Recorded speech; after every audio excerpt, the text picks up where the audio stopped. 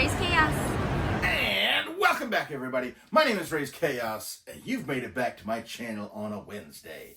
And this Wednesday is actually Christmas Eve. So Raze, Raze got a couple of the comic book covers, and Raze purposely saved this one for Christmas Eve. Why is that? Because this is exactly what Raze loves for Christmas. There have been three Green Lantern comic book covers done so far. One of them was the original Alan Scott, which was absolutely awesome and loved that one. The second one was from the Deceased storyline, and it was actually Dinah Lance, who was Black Canary, in a Green Lantern costume, because that happened, that was part of that storyline and everything. And those were what we had. And if there's one thing Raze loves, he loves a new character. So even though this is the third Green Lantern comic cover that we've gotten, this is the first Hal Jordan, which is extra special because Raze doesn't even have a Hal Jordan Funko Pop. I think that's hysterical. Got several Green Lantern Funko Pops, but this is the first Hal Jordan, which, yeah, I'm sorry. So this is extra special for me. And we're going to go ahead and put this guy away, and we are going to get right into this guy. Where would Batman be? Where would Dick Grayson be? Huh? Don't think about it. This is one of the newer issues, and I believe this series was called Hal Jordan and the Green Lanterns. The cover artist is Raph Saldova, which is really cool because, again, they didn't even put the title of the book on this one, which it drives Raze crazy when they do that. Mentioned this as in a previous one. If you're going to have it focus on the cover, you should at least have the cover artist on here. But this is Hal Jordan surrounded by members of the Sinestro Corps.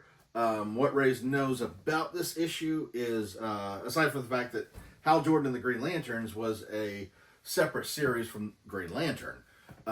They had one where they wanted to have more Green Lanterns in there, and it was just Hal Jordan, obviously the leader. I know this was one where I believe Guy Gardner is fighting somebody on Sinestro on Warworld, and and Hal Jordan is bringing a crew of Green Lanterns to rescue him. I believe, I'm not 100% positive. The one thing I do know is at one point the Sinestro Lanterns, Sinestro manages to eliminate the safeguards on his ring, which I think is strange because he's kind of the one that helped bring it into being. It's like they don't really have guardians. It's kind of like, I'm not quite sure exactly if the guardians made the green rings, like who made the other rings and how are they putting safeguards? Yeah, I don't get it. It's not like one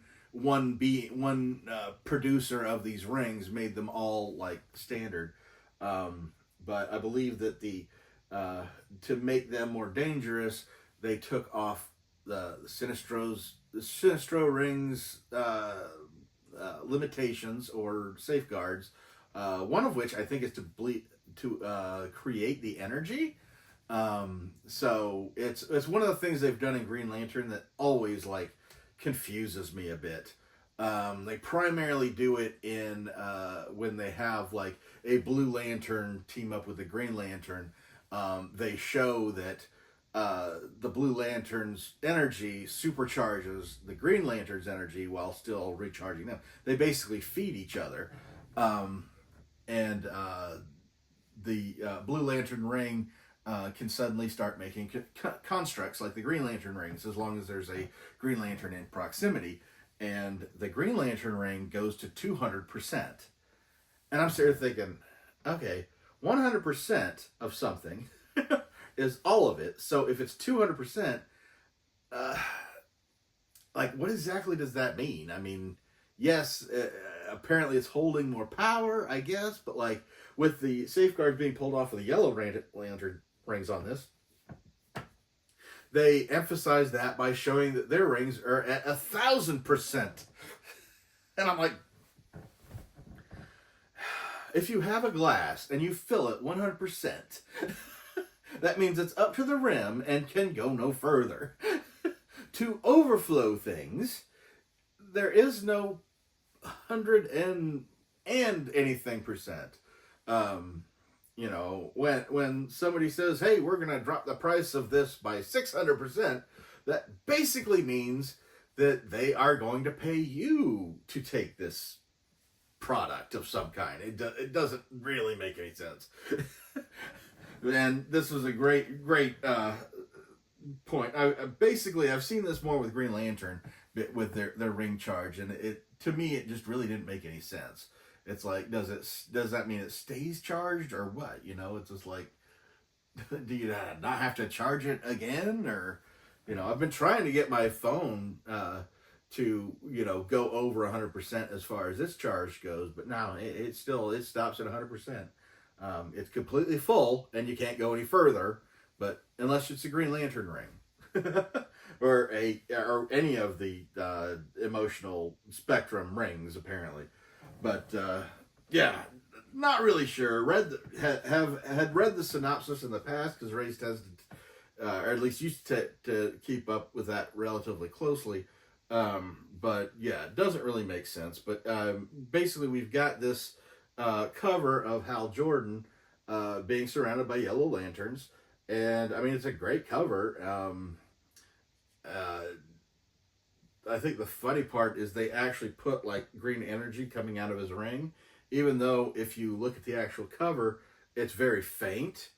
Because I mean, it's energy and everything, but they had to have a substance on the ring apparently to have that show up. But yeah, it's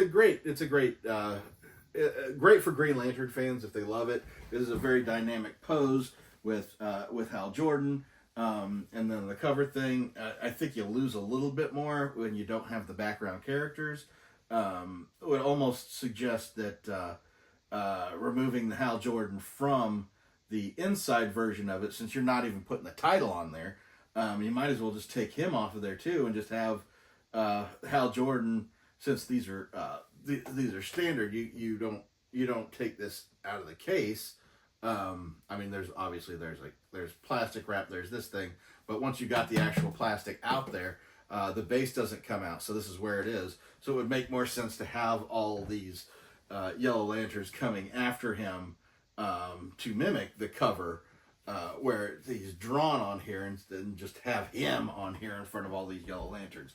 But I guess that would kind of defeat the purpose. It's hard to say, it's complicated, but at any rate, I mean, this is a solid looking figure. Again, with the shortfalls, you know, Raze would rather have an older issue, because that's what Raze loves about these. But Raze gets DC covers so rarely that it's hard for him, even though he can come up with several critiques of this, which he's already kind of told you about.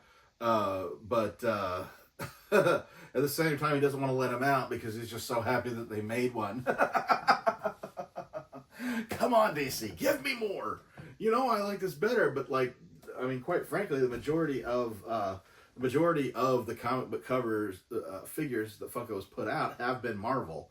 Trying to get a DC or an independent, I mean, is very few and far between, which Raze really would love that if they did more independence.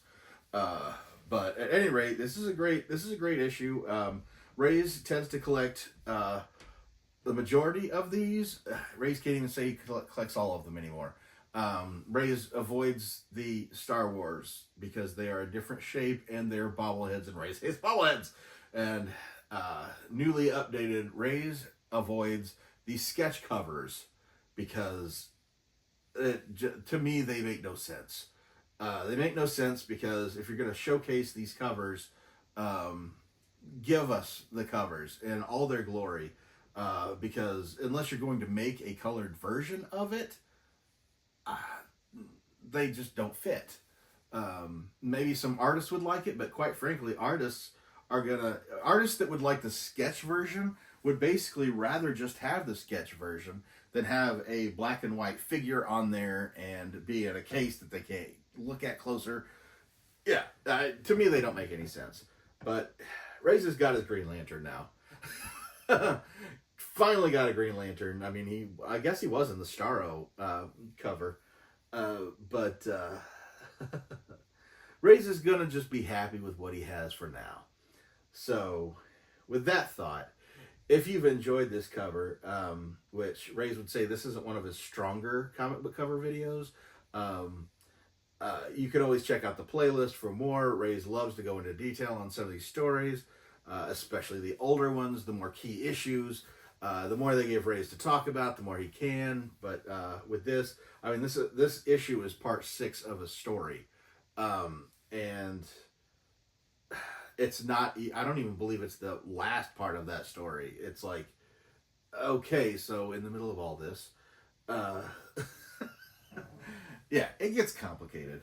But at any rate, there is a whole playlist that Raze puts out for all the Green Lantern, or not Green Lantern, but all the comic book covers.